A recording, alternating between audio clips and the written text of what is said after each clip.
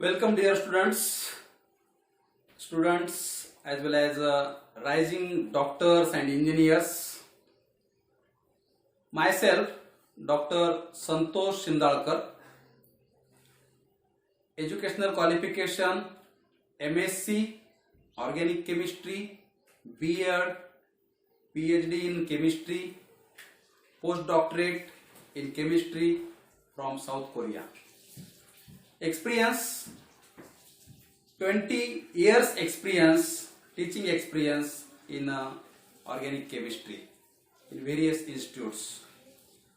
So I heartily welcome you in this Nansagar Career Care Cell. You had choose very proper place, Nansagar Career Care Cell. So here I will teach you chemistry.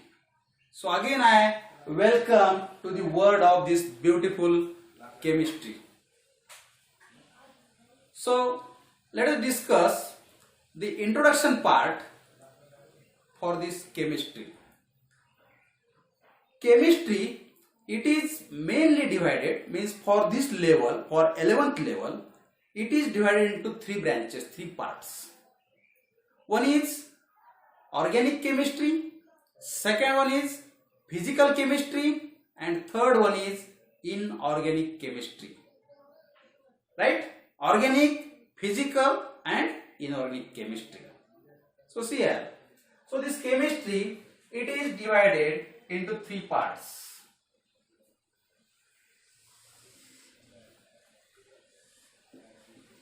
One is organic chemistry,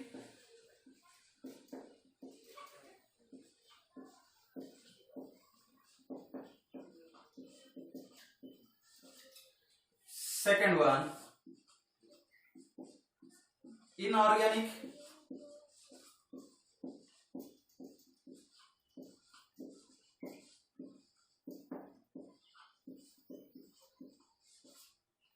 and third one is physical chemistry.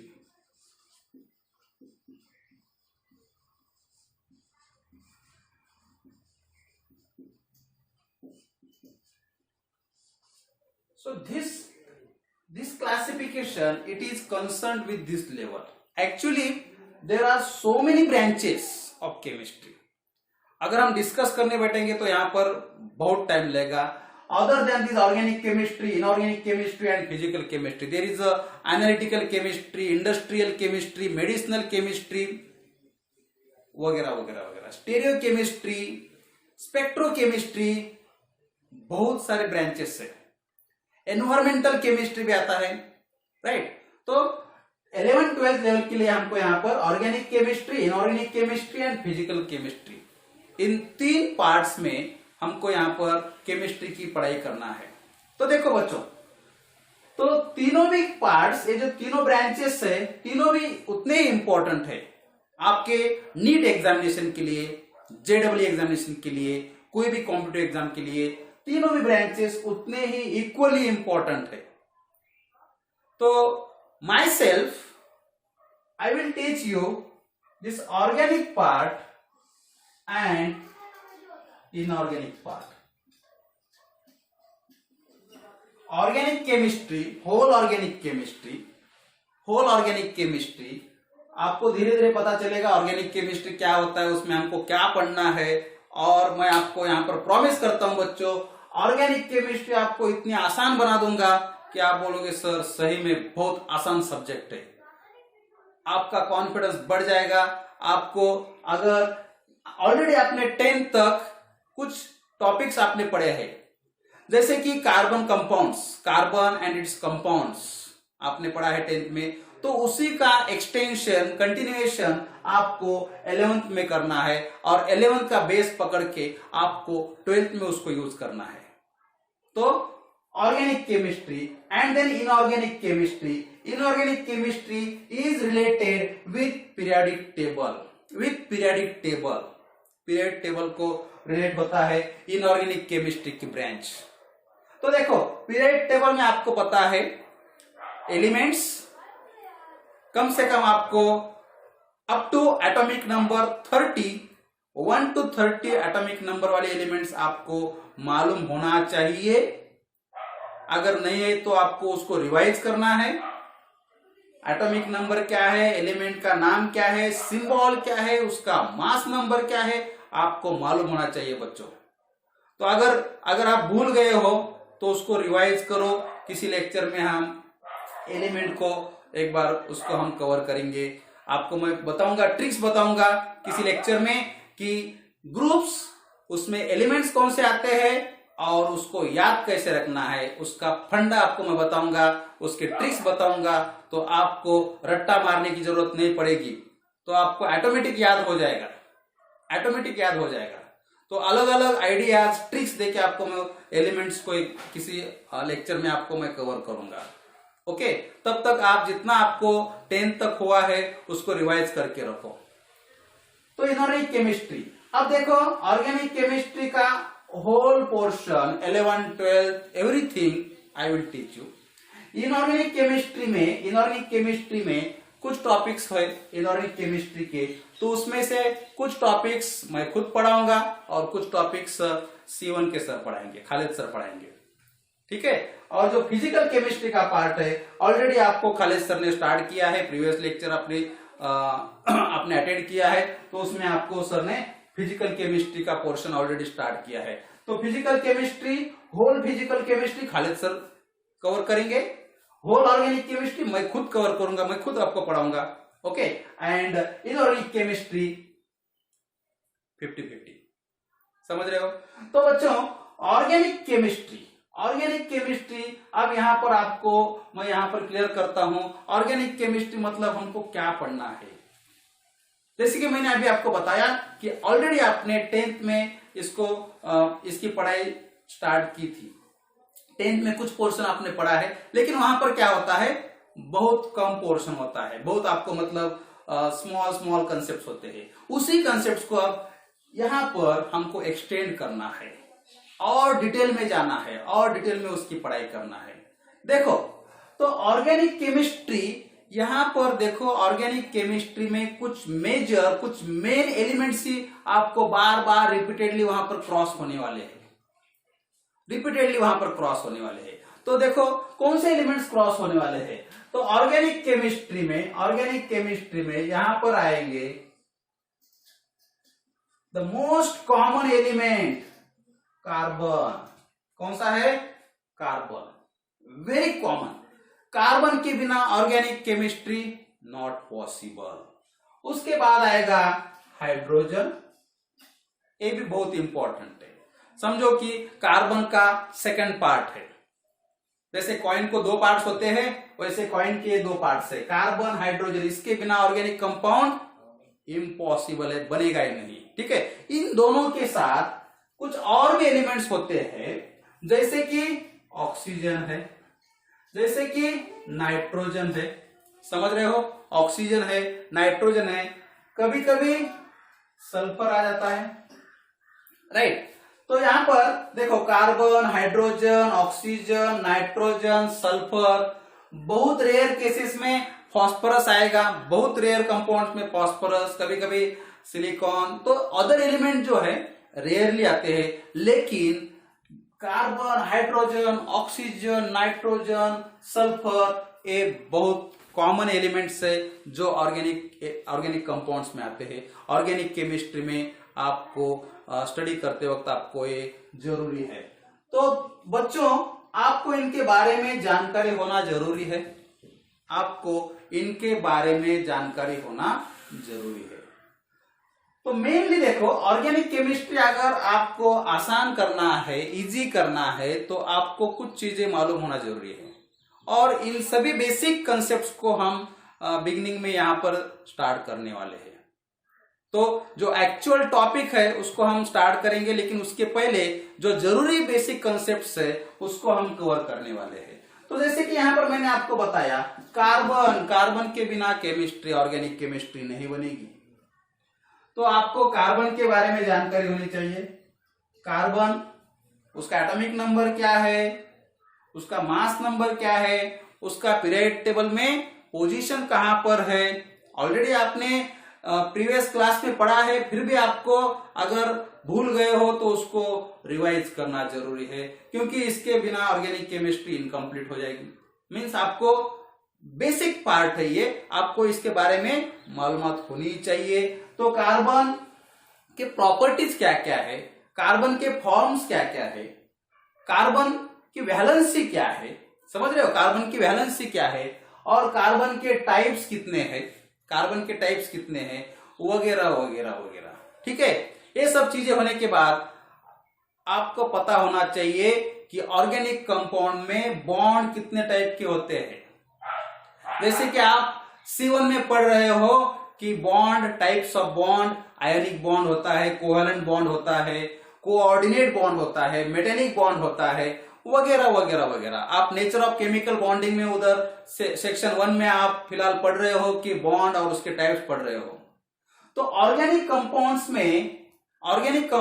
में these organic compounds mostly they are made up of covalent compounds। बच्चों, covalent compounds होते हैं, मतलब covalent bond से बनते हैं organic compounds. तो carbon के जो बॉन्ड्स है कैसे बनते हैं और उनमें टाइप्स कौन से होते हैं, उनका हाइब्रिडाइजेशन क्या होता है, जैसे कि sp3 hybridisation, sp2 hybridisation, sp hybridisation, और आपको इसको कैसे रिकॉग्नाइज करना है कि कार्बन का हाइब्रिडाइजेशन किस कंपाउंड में, कौन सा हाइब्रिडाइजेशन है। क्योंकि कार्बन ऐसा एलिमेंट है जो तीनों भी हाइब्रिडाइजेशन शो करता है। कार्बन sp3 हाइब्रिडाइजेशन भी शो करता है, sp2 हाइब्रिडाइजेशन भी शो करता है, sp हाइब्रिडाइजेशन भी शो करता है। बच्चों, दूसरा कोई एलिमेंट नहीं है कि जो तीनों के तीनों हाइब्रिडाइजेशन शो करेगा, कार्बन है। और आपको और एक कार्बन की प्रॉपर्टी पता है जो कि यूनिक मानी जाती है, या कार्बन को गॉड्स की गिफ्ट मानी जाती है। आपने पढ़ा है प्रीवियस क्लास में, 10th तक आपने इस प्रॉपर्टी को पढ़ा है बच्चों। देखो, मैं आपको पहले उसका बैकग्राउंड बताता हूं, आपको याद आ जाएगा कौन सा प्रॉपर्टी है कार्बन का। तो देखो, ये जो कार्बन है, कार्बन क्या करता है, बहुत सारे कंपाउंड्स बनाता है। कार्बन क्या करता है, बहुत सारे, numerous, millions, billions of compounds carbon के एग्जिस्टेंस में है। बच्चों देखो, पीरियड टेबल के सभी एलिमेंट्स आप एक साइड में ले लो और कार्बन को दूसरे साइड में ले लो। तो कार्बन के जितने एलिमेंट्स, कार्बन एलिमेंट्स के जितने कंपाउंड्स एग्जिस्टेंस में है, अगर आप अदर रिमेनिंग सारे पूरे के पूरे एलिमेंट्स के कंपाउंड्स एक जगह करोगे और कार्बन के कंपाउंड, अकेले कार्बन के कंपाउंड्स एक जगह करोगे, तो आपको बहुत डिफरेंस दिखाई देगा। कार्बन के कंपाउंड्स बहुत ज्यादा है in comparison with remaining all elements of the periodic table. समझ रहे हो बात को? क्योंकि कार्बन एक प्रॉपर्टी शो करता है। बच्चों, याद आ रहा है कुछ? याद आ रहा है? कौन सी प्रॉपर्टी शो करता है? कार्बन के पास एक प्रॉपर्टी है, गॉड्स गिफ्ट है। इसीलिए carbon number of compounds, millions of compounds form करता है। उसके पास कैपेसिटी है, उसकी एबिलिटी है नंबर ऑफ कंपाउंड्स फॉर्म करने की। कुछ याद आ रहा है बच्चों? कौन सी प्रॉपर्टी है? Yes, catenation property. कौन सी प्रॉपर्टी हो? Catenation property. तो कार्बन की प्रॉपर्टी क्या है? Catenation property. बहुत इंपॉर्टेंट प्रॉपर्टी है। इसलिए कार्बन क्या करता है, देखो, इसलिए कार्बन क्या करता है, हम आगे डिटेल में डिस्कस करने वाले हैं। कार्बन क्या करता है? कार्बन के पास देखो क्या है, carbon forms single bond with other carbon, carbon can form double bond with other carbon, carbon can form triple bond with other carbon. समझ रहे हो? तो कार्बन सिंगल बॉन्ड बना सकता है, कार्बन अदर कार्बन के साथ डबल बॉन्ड भी बना सकता है, कार्बन अदर कार्बन के साथ ट्रिपल बॉन्ड बना सकता है। तो ए वाला कार्बन और अनदर कार्बन के साथ बॉन्ड बना सकता है। This carbon can forms again a bonding with another carbon. तो कार्बन की जो प्रॉपर्टी है, इसे बोला जाता है कैटेनेशन प्रॉपर्टी। Catenation property. तो इस प्रॉपर्टी का यूज करते हुए carbon millions of compounds form उसके कंपाउंड्स एग्जिस्टेंस में है और बनते जा रहे हैं। समझ रहे हो? तो और हम देखेंगे कि इस सिंगल बॉन्ड में, डबल बॉन्ड में, ट्रिपल बॉन्ड में जो बॉन्ड का जो टाइप है कौन सा होता है। जैसे कि इनमें होते हैं, देखो इनमें कोवैलेंट बॉन्ड होता है, हमने देखा है क्या होता है, कोवैलेंट बॉन्ड होता है, कोवैलेंट बॉन्ड होता है। तो उसमें भी सिग्मा बॉन्ड होता है एंड पाई बॉन्ड होता है, सिग्मा एंड पाई। तो सिग्मा बॉन्ड कौन सा होता है, पाई बॉन्ड कौन सा होता है, और हाइब्रिडाइजेशन में इस कार्बन का हाइब्रिडाइजेशन कौन सा है, इस कार्बन का हाइब्रिडाइजेशन कौन सा है, ट्रिपल बॉन्ड वाले कार्बन का हाइब्रिडाइजेशन कौन सा है, इस कार्बन के टाइप्स कौन से हैं। ओके, कार्बन के बहुत सारे टाइप होते हैं। नियर अबाउट यहां पर हम कार्बन के 8 to 9 टाइप्स डिस्कस करेंगे, जो कि बहुत इंपॉर्टेंट है, बहुत बेसिक है। अगर आप इनको पढ़ोगे बिगिनिंग में तो आपको next part means whole 11th-12th में आपको प्रॉब्लम नहीं आएंगी बच्चों। अगर आप बिना समझे, ए वाले कंसेप्ट बिना समझे अगर हम डायरेक्ट 11th-12th की शुरुआत करेंगे तो आपको ऑर्गेनिक केमिस्ट्री आसान नहीं लगेगी। इसलिए हम कार्बन के टाइप्स 8 to 9 टाइप्स हम यहाँ पर डिस्कस करेंगे, तभी आपको मतलब ऑर्गेनिक केमिस्ट्री आसान लगेगी बच्चों। मैं आपको पूरी गारंटी के साथ यहाँ पर प्रॉमिस करता हूं कि आपको ऑर्गेनिक केमिस्ट्री बहुत इजी लगेगी जब हम ये बेसिक कंसेप्ट्स को कवर करेंगे। समझ रहे हो? तो देखो हम नेक्स्ट पार्ट में कवर करेंगे कार्बन के, उसके पहले हम कवर करेंगे about carbon, hydrogen, oxygen, nitrogen, इन एलिमेंट्स के बारे में डिस्कस करेंगे, उनका कंपैरिजन करेंगे, उनका एटॉमिक नंबर, उनकी वैलेंसी, उनकी बॉन्ड एनर्जी वगैरह वगैरह वगैरह। Then we will go for the carbon. तो कार्बन की जो प्रॉपर्टीज है उसको, कैटनेशन को हम और डिटेल में डिस्कस करेंगे। फिर सिग्मा बॉन्ड क्या होता है, पाई बॉन्ड क्या होता है, इसको डिस्कस करेंगे। और उसके बाद हम डिस्कस करेंगे कि उसमें हाइब्रिडाइजेशन कैसे होता है, कार्बन का हाइब्रिडाइजेशन, किस कार्बन का sp3 होता है, किस कार्बन का sp2 sp हाइब्रिडाइजेशन होता है। राइट, तो यहां पर हम रुकते हैं और नेक्स्ट लेक्चर में हम इसको डिटेल में डिस्कस करेंगे बच्चों।